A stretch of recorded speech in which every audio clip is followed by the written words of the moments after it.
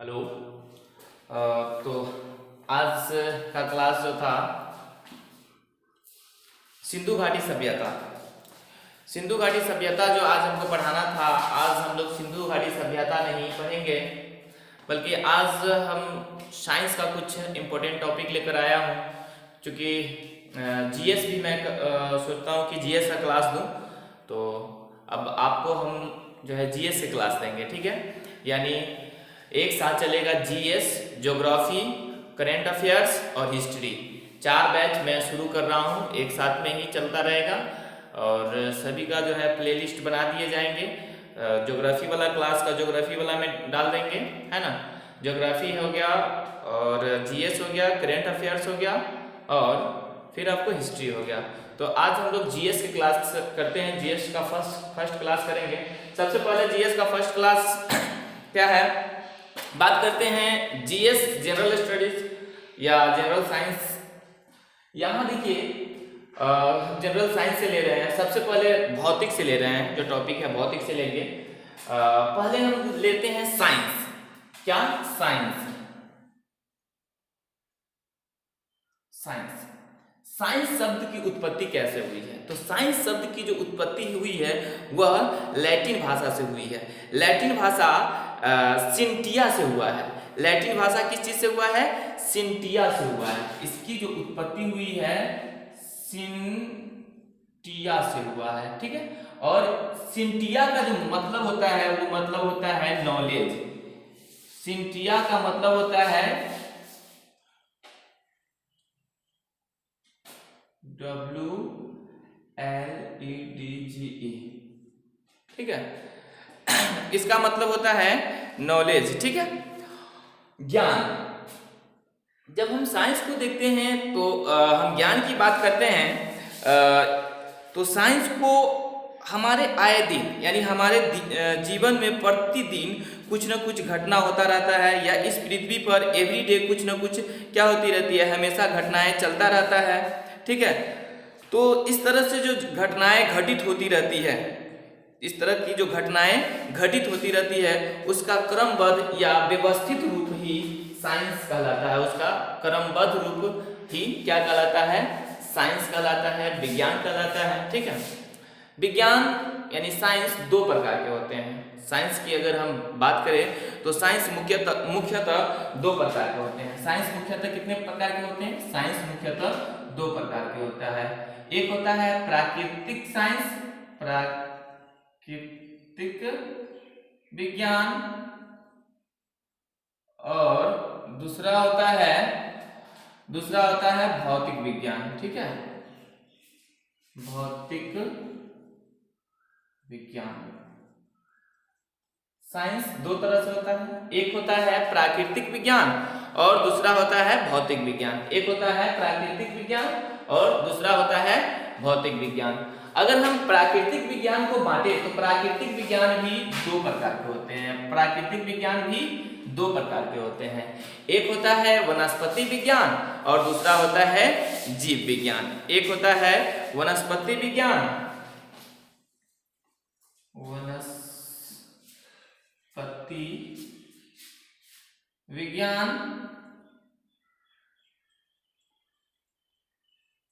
और दूसरा होता है जंतु विज्ञान। जंतु विज्ञान। एक होता है बोटनी और एक होता है बायोलॉजी, जूलॉजी, ठीक है। तो इस तरह से हम देखते हैं कि अगर प्राकृतिक विज्ञान को हम बांटते हैं 2 भाग में, तो एक होता है बोटनी साइंस और एक होता है जूलॉजी साइंस, ठीक है।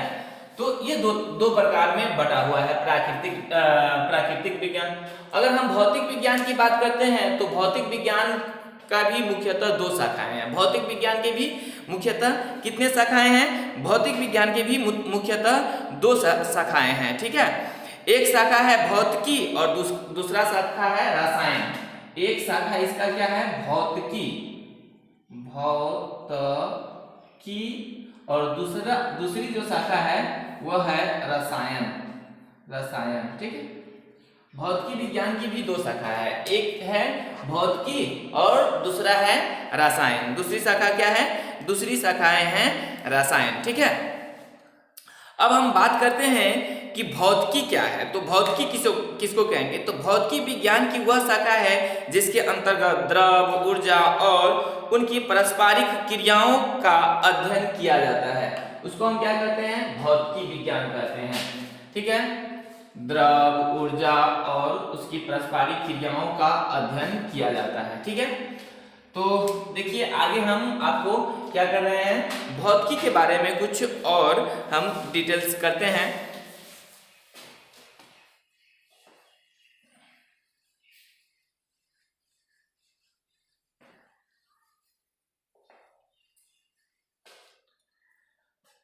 देखिए, अध्ययन की सुविधा से, अध्ययन की दृष्टि से अगर हम अध्ययन करते हैं तो इसकी सुविधा को देखते हुए भौतिकी विज्ञान को कई सारे भागों में बांटा गया है। अध्ययन की सुविधा की दृष्टि से भौतिकी विज्ञान को कई सारे भागों में बांटा गया है। जैसे आपको यांत्रिक में बांटा गया है अध्ययन की सुविधा से, ठीक है ना, जो है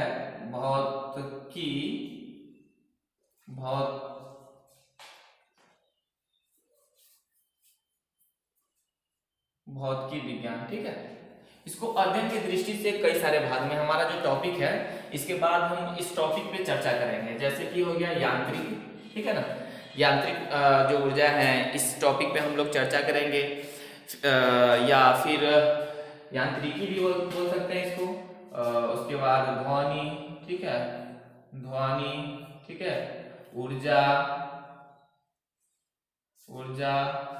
गति, ठीक है, गति, और हमारे मतलब इसका कई सारा जो टॉपिक है जैसे प्रकाश, विद्युत, चुंबकत्व, प्रकाश, ठीक है, उसके बाद चुंबकत्व,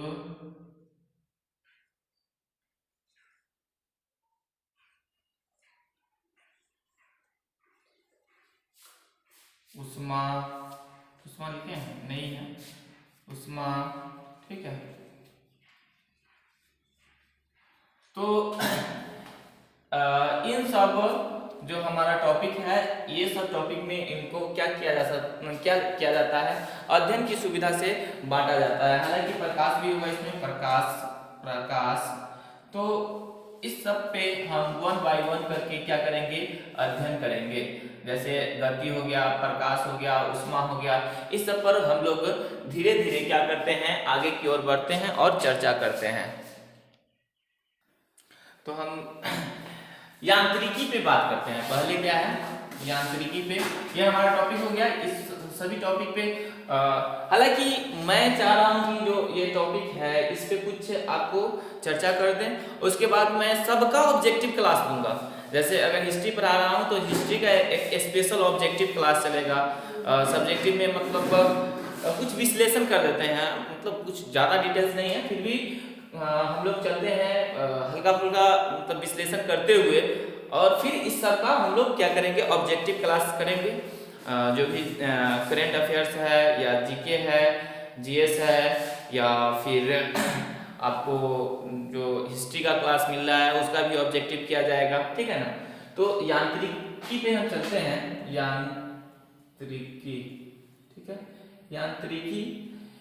यांत्रिकी में हम चलेंगे तो सबसे पहले हम मापन की बात करेंगे। यांत्रिकी में हम सबसे पहले क्या लेंगे, मापन, ठीक है ना, मापन।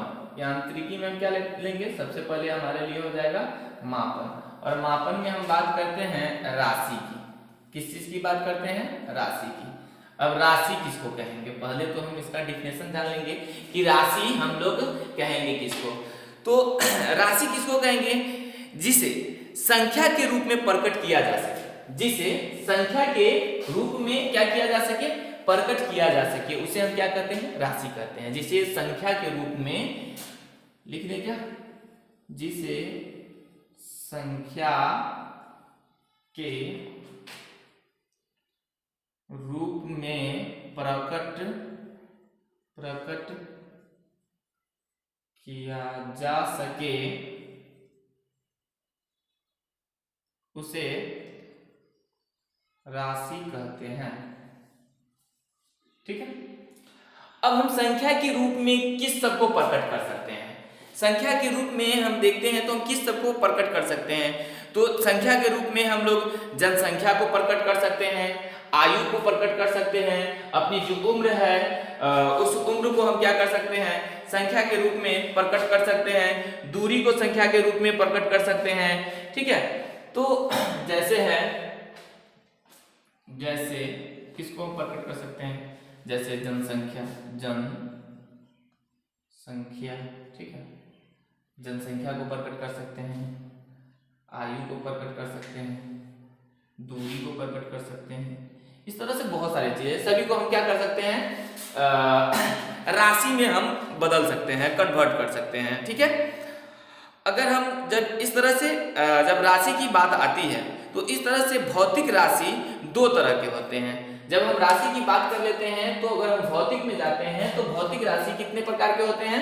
भौतिक राशियां दो प्रकार से होती है, दो प्रकार की भौतिक राशि होती है। ठीक है, एक राशि होता है आपको सदिश और दूसरा अदिश। एक सदिश राशि और दूसरी अदिश राशि। हाँ, वेरी गुड, दूसरा अदिश राशि।